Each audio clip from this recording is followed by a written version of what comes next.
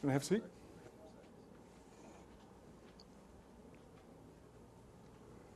So I'll start with some of the very simple approaches, like if we were in a bookstore or something like that.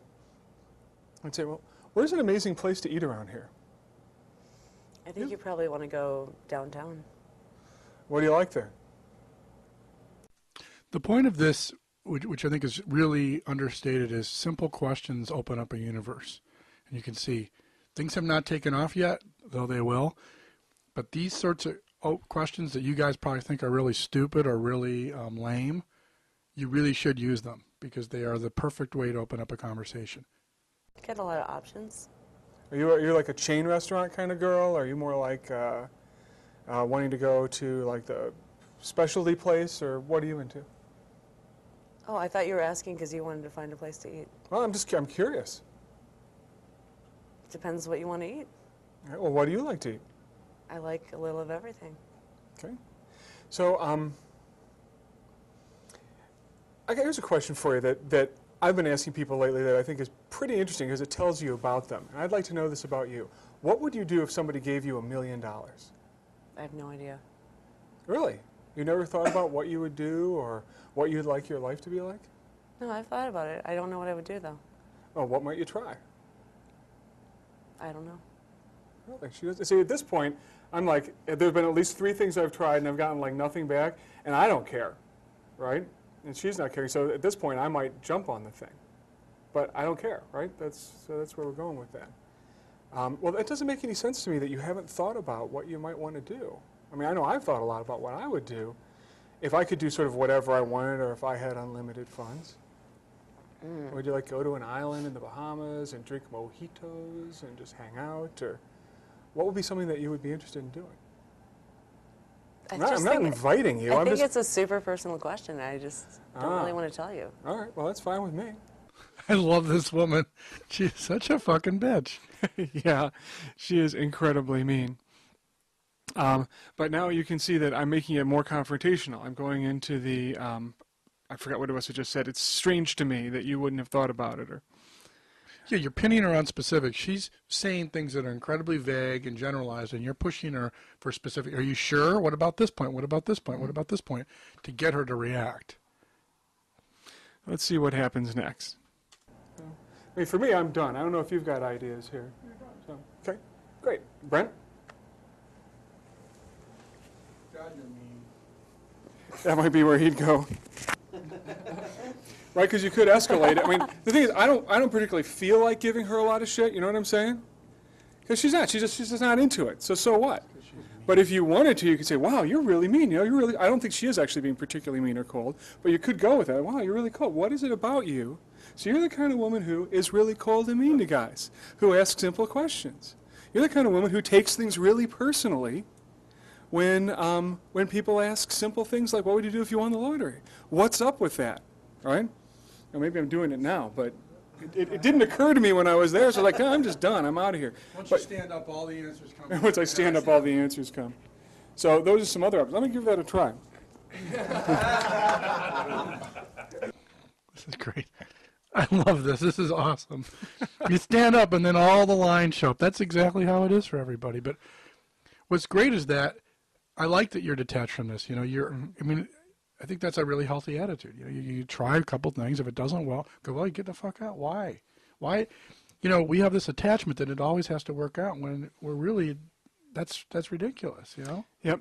And I think that the reason that possibility opened up for me when I stood up, like, oh, I can see all these possibilities, is that I really did let go. You know, for most guys, they look at a hot woman and suddenly they tighten up, you know, and I think it happens to us some too. It just always seems to happen. Like, I got to make this work. But if you can really let go of making it work, and having some lines in your mind that you can use will help you let go of having to make it work. So, you know, lines to practice out loud are lines like, oh, so you're the kind of woman who's mean to strangers who ask simple questions. Or you're the kind of woman who takes things personally when they really aren't all that personal. So let's see what happens next.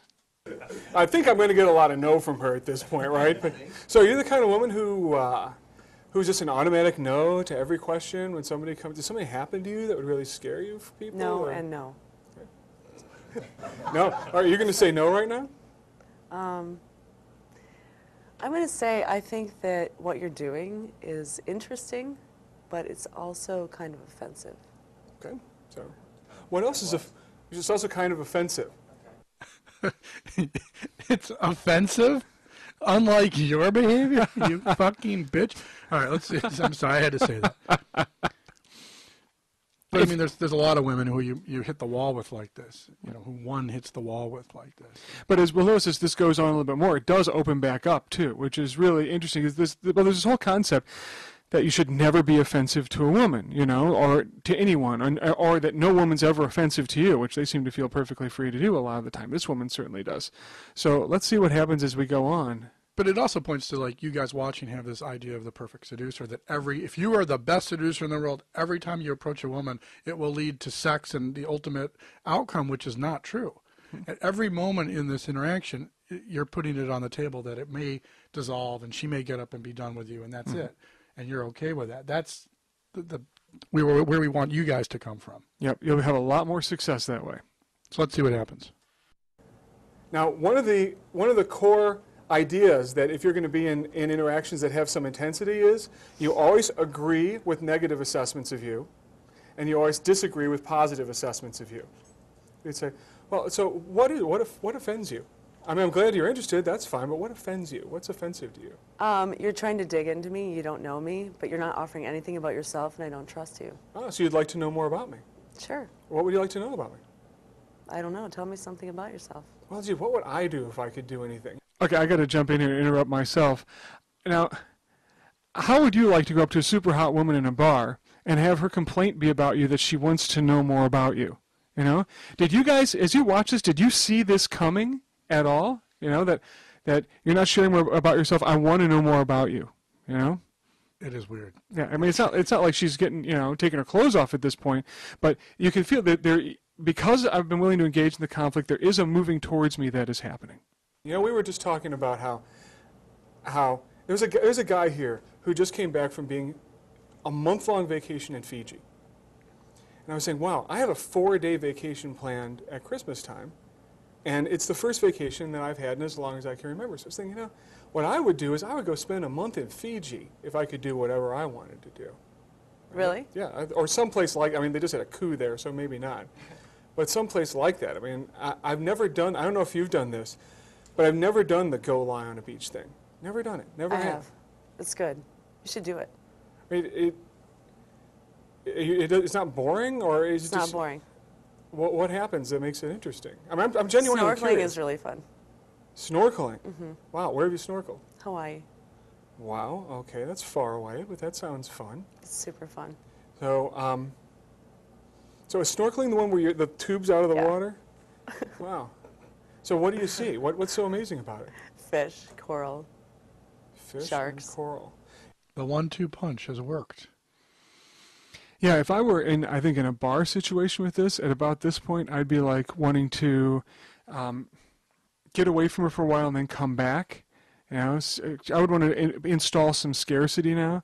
Like, look, I'm here with my friends. I got to go check in with them. Maybe I'll catch up with you later, something like that. But yes, she's definitely softened down, and there's a conversation going. A friend of mine was in Hawaii, and he was doing, I guess it was snorkeling, and he was with some guys who were spearfishing. Did you see anybody doing that? Oh, yeah. So he's trying to spearfish, and they're like, here, hold this octopus, and it's climbing all over him and getting on his face. Because they're spearing things, because they're natives. And so finally he spears a fish. And he's like, this is so great. I speared a fish, right? And he's so happy. And he holds it up, and they all go ashen. And he's like, what's wrong? He's like, dude, you just speared the state fish of Hawaii. It's like a felony. So Is this a true story? Yeah. It's my friend Rob. Wow. This actually happened. We still make fun of him about it to this day. Did he get arrested? No. I mean, I don't know, they kind of threw it back and hoped it got better. That's nice. So where do you like to go there? I mean, what part of Hawaii would you recommend? It depends. Kauai's really good for hiking. Oahu's good for snorkeling. Big Island's good for volcanic beaches and lava. So did you see any of the live hot lava? Yeah. Okay. So I can stop now. We're like in a conversation, right? And the thing to notice is we went through a rocky point? Yeah, a rocky point. And now I don't even know your name. What's your name? Jennifer. Jennifer, I'm David. One thing that we know about each other now is that we can actually go through a rocky point and still be in an interaction. Now, we're still really undecided about each other, but we know that we can, I mean, there's a way in which that builds a little bit of trust versus just connecting. We know we can survive a disconnect. Anything else on that? Thanks. Thanks. And that if you looked at the standpoint of the conversation clusters, things are jumping around. And both of these examples can go in really unpredictable ways. And you're throwing out these things that you don't know where they're going. All of a sudden now there's this whole story being built up in a dramatic fashion about Hawaii and about all these things, and all these different components are being weaved together in an unpredicted way that you would have never, we sat down, we don't know Jennifer. It's the first time I've met Jennifer. So this is all these stories are cooking. So that's one thing to notice, and how easy it is with the no segue thing. Things are flipping, and it seems perfectly natural. Can I ask Jennifer a question? Sure. Jennifer, I mean, the energy totally, initially he's asking all these questions, you're not getting, and he's asking you stuff, he's not saying anything. You pretty much said, this is creepy, you're asking me stuff. So there's a conflict. And then he started telling something about himself, his Hawaii fishing story. You guys, your energy totally changed. My question for you straight up is that had he gone in, so you had the conflict, then you had better energy. Had he gone in sort of not being this sort of creepy guy, or the conflict initially, and gone in just to you're having a conversation, how would have you been, more attracted, the same, or did that conflict actually help or hurt things? This is actually a dumb question. I'm sorry, I'm going to jump in. Okay. There's no way to know, and it's going to be contextually based. Make yourself up.